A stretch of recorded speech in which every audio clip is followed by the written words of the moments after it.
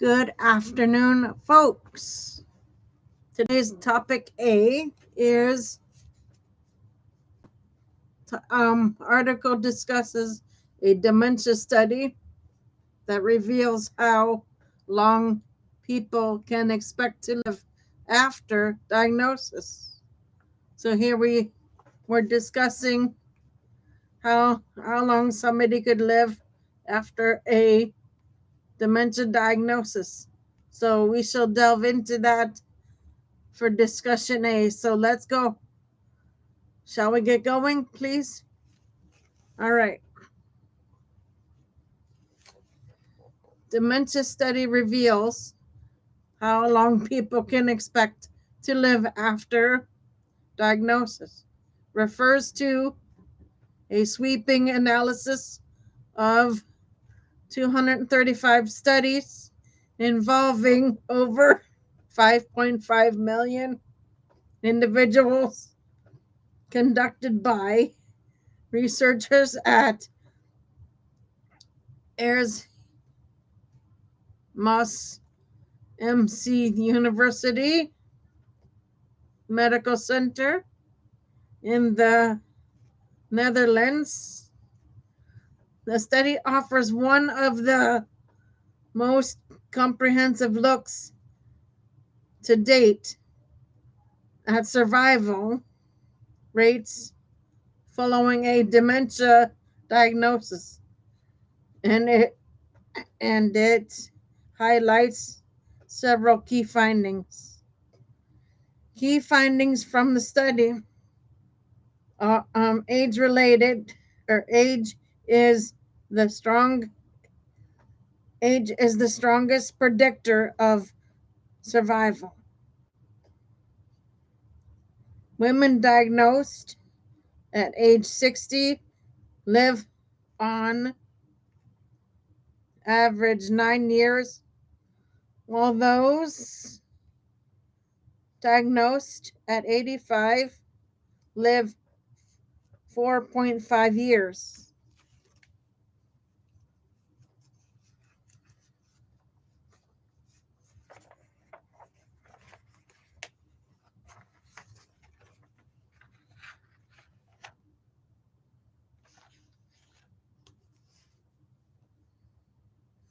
Men diagnosed at 60 live 6.5 years, dropping to just over 2 years at age 85. Gender differences. Although women live longer than men at younger ages, they tend to be diagnosed later, which results in shorter post diagnosis survival overall. Types of dementia matters. People with Alzheimer's disease live 1.4 years longer on average than those with other forms of dementia. Geographic variations. Individuals in Asia tend to live 1.4 years longer post diagnosis than those in Europe or the US.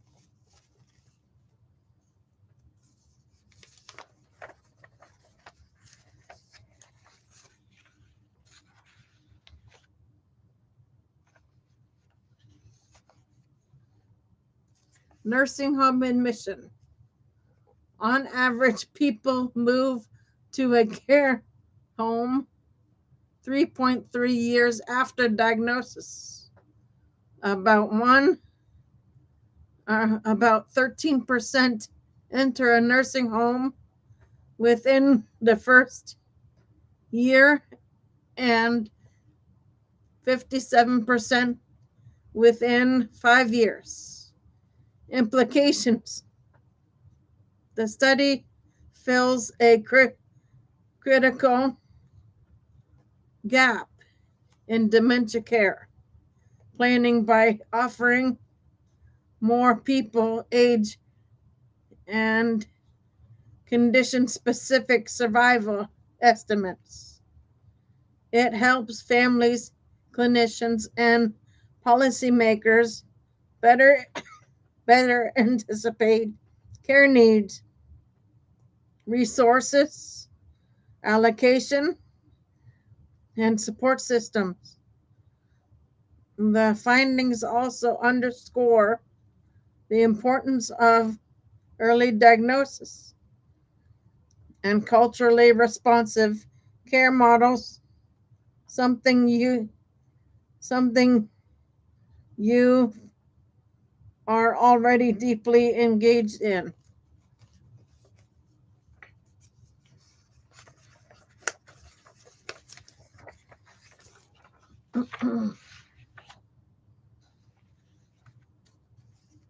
If you're thinking about how to translate these insights into community toolkits or policy briefs, I'd absolutely.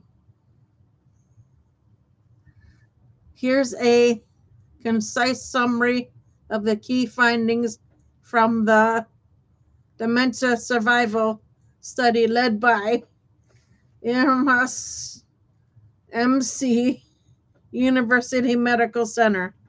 Key findings on dementia survival. Age is the strongest predictor of survival.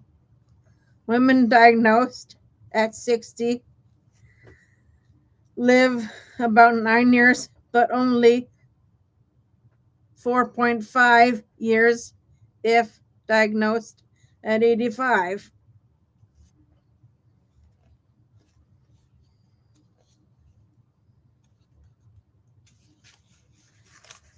Men diagnosed at 60 live around 6.5 years, dropping to just over 2 years at age 85. Gender differences.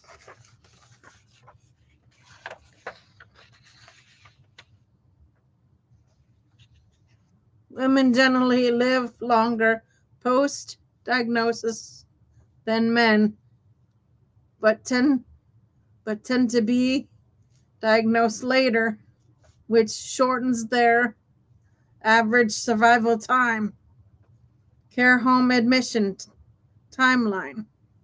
On average, individuals enter a care home 3.3 years after diagnosis.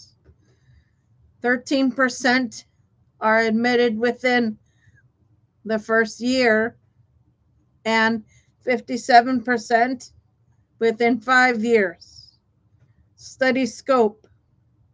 Based on data from 235 studies and over 5.5 million people, making it one of the most comprehensive analysis to date. This study offers more precise survival estimates than that can help guide care planning, policy development, and support systems for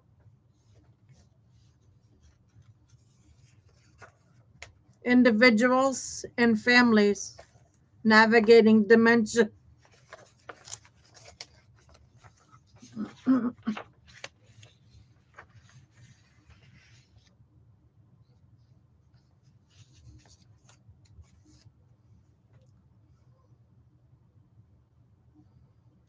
If you'd like, I can help translate these findings into a culturally responsive toolkit or planning guide.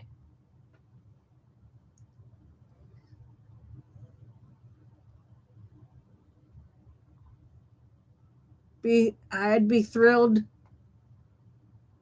to help co-design something grounded in this data.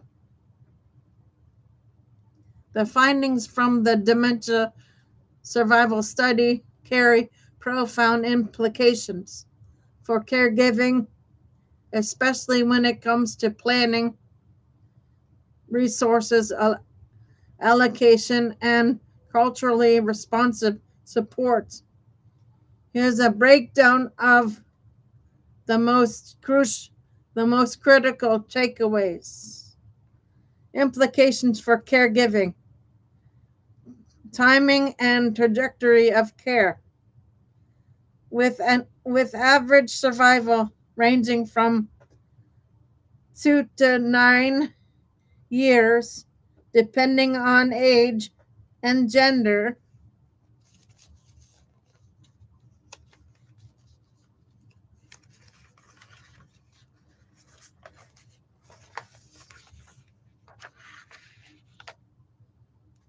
Caregivers can better anticipate the duration and duration and intensity of support needed.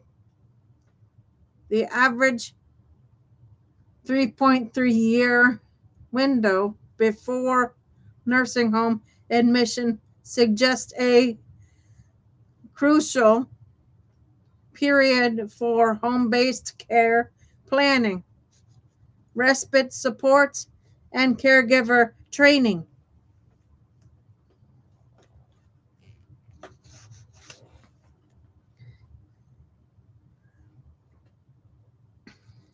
Gender and age sensitive strategies.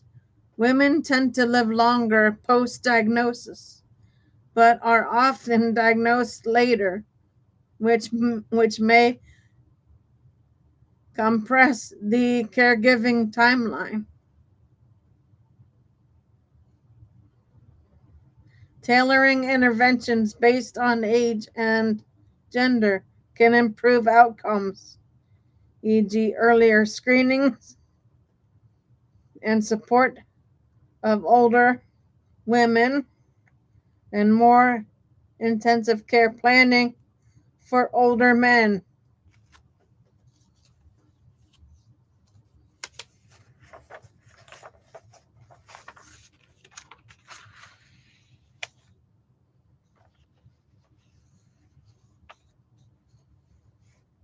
Cultural and religious or cultural and regional adaptation.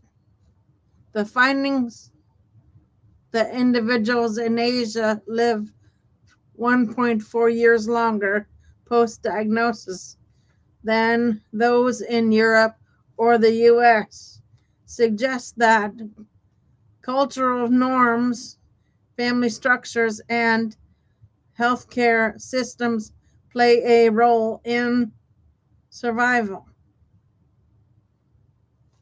This opens a door for cross cultural learning and, adaptation of caregiving models, something you excel at for care transitions and infrastructure. With, with over 57% of individuals entering care homes within 5 years, there's a need for robust transitional care planning, including advanced directives, financial and legal preparation.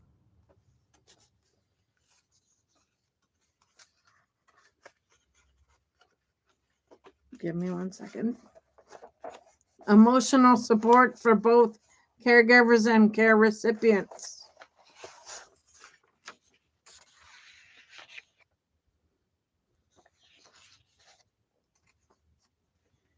Uh, five, five toolkit development and policy advocacy. These survival estimates can inform the design of modular caregiver toolkits, especially for rural, marginalized communities. Policymakers can use this data to advocate for funding models that reflect the true caregiver arc from diagnosis to institutional care. If you're if you're considering updating your caregiver toolkits or outreach strategies, I'd love to help co-create frameworks that integrates these findings with your participatory design.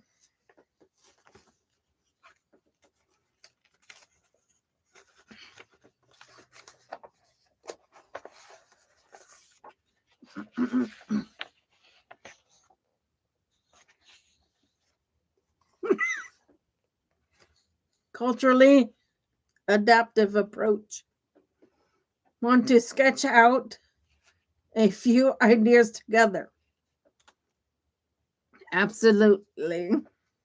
Cultural differences in caregiving practices shape everything from how care is provided to who provides it, and even how, how illness and aging are understood. These differences aren't just surface level, they're deeply rooted in values, family, and structures, and historical experiences. Here's a synthesis of key dimensions.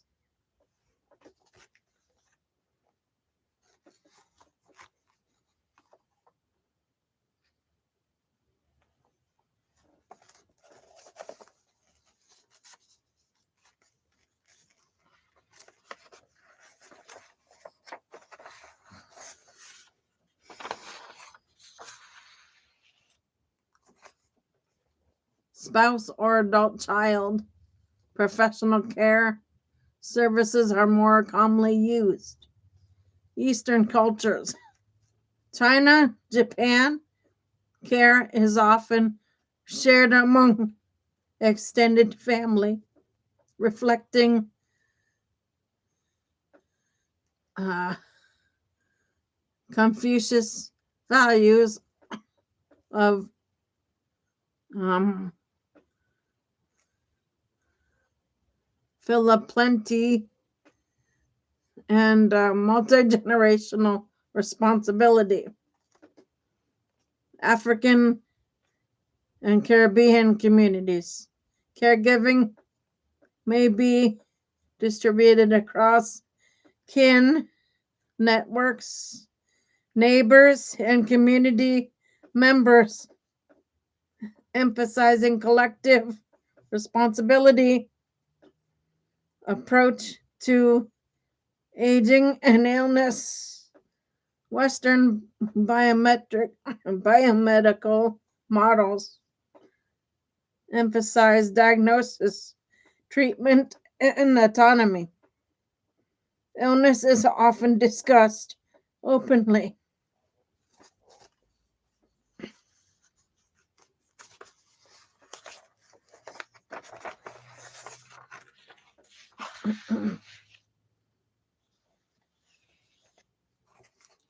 Many non Western cultures may avoid direct language around terminal illness, e.g.,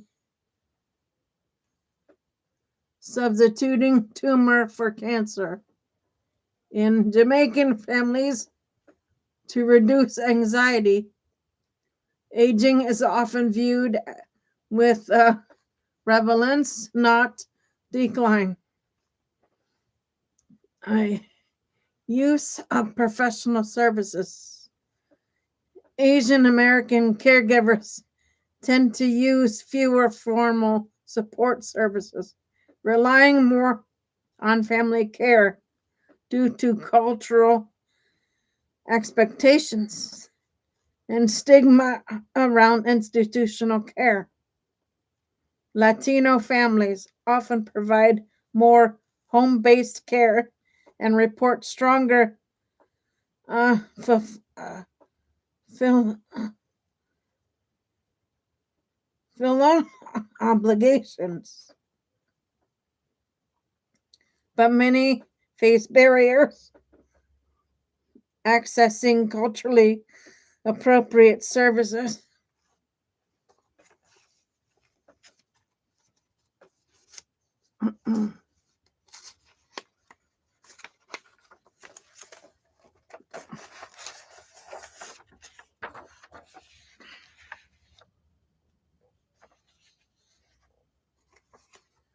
African American caregivers report lower stress and depression levels and higher perceived rewards from caregiving compared to white caregivers.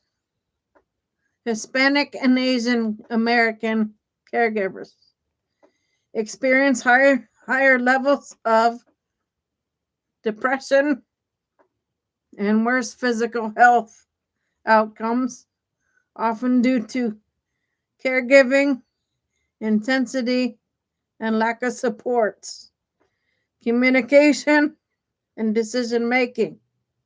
Middle Eastern and South Asian families may prefer collective decision making, with elders deferring to younger family members or religious leaders. Western families often prioritize individual autonomy and informed consent, which can clash with collectiveness norms.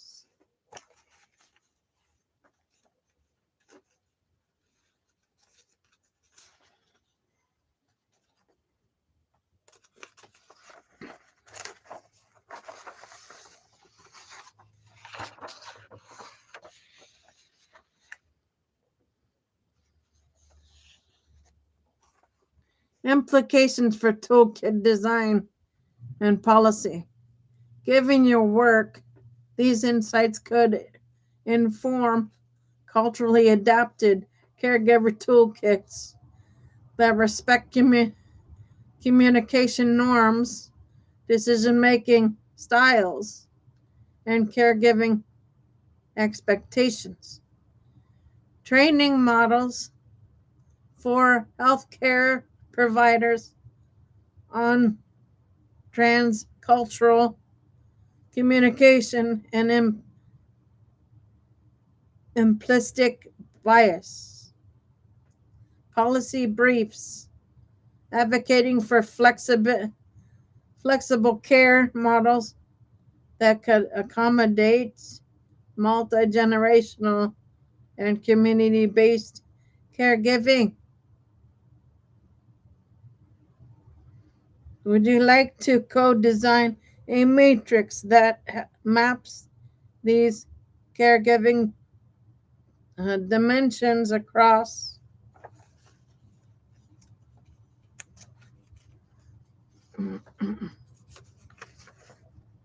cultural groups? It could be a powerful resource for your outreach and evaluation work.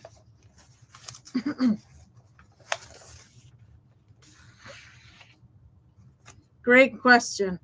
Caregiving practices vary widely across cultures, shaped by values like philanthropy,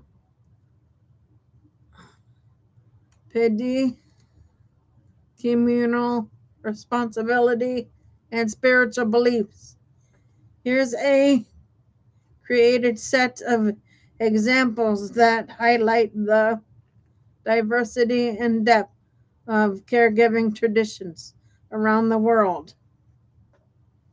Examples of caregiving practices across cultures. East East Asian cultures, e.g., China, Japan, Korea, Phil,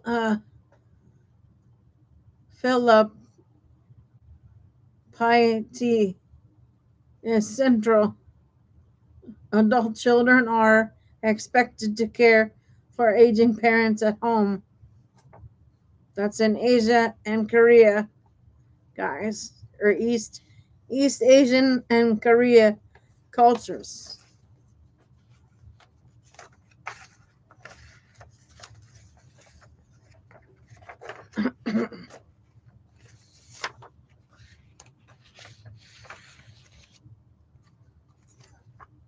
Multi-generational households are common, with elders often helping raise grandchildren. In Japan, a sense of purpose is nurtured through elder involvement in community rituals and storytelling. Indigenous communities, elders are seen as living libraries. Care is included, or care includes preserving oral traditions and cultural knowledge.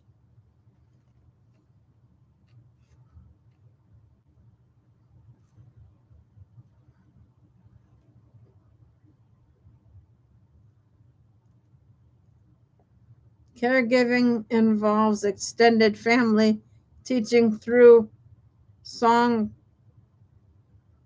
carving, and weaving. Himba communities in Namibia practice shared caregiving where grandparents supervise children while parents manage resources.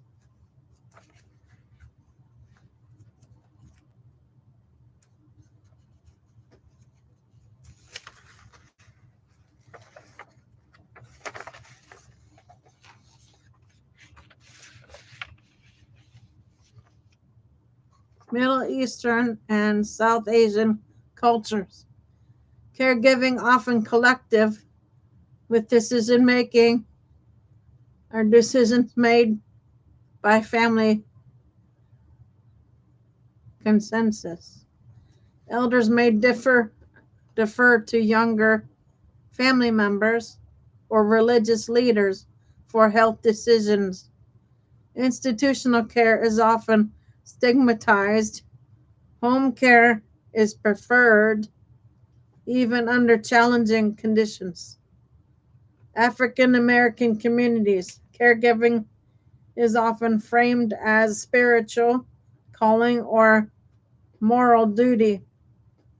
Many caregivers report lower stress and, and higher emotional rewards despite limited formal support. Churches and faith based networks play a vital role in caregiving support.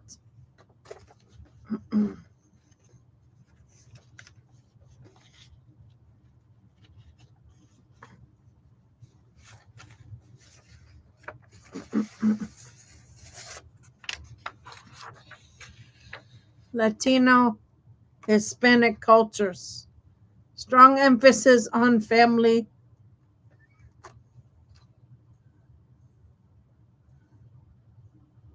familismo, family loyalty, and obligation. Care is typically provided at home with multiple generations involved.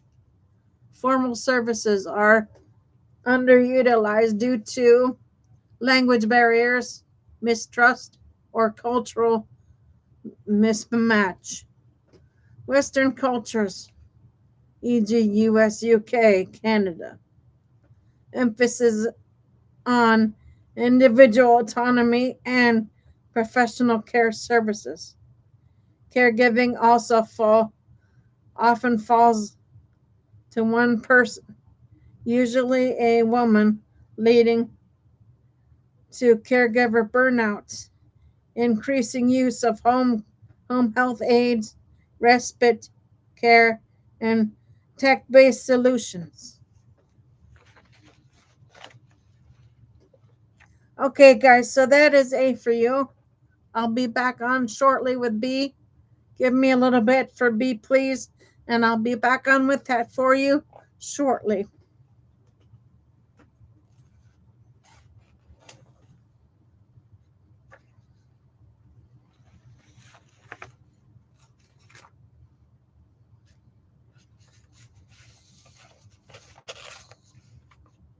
For now, Gator Wellness, take care, folks.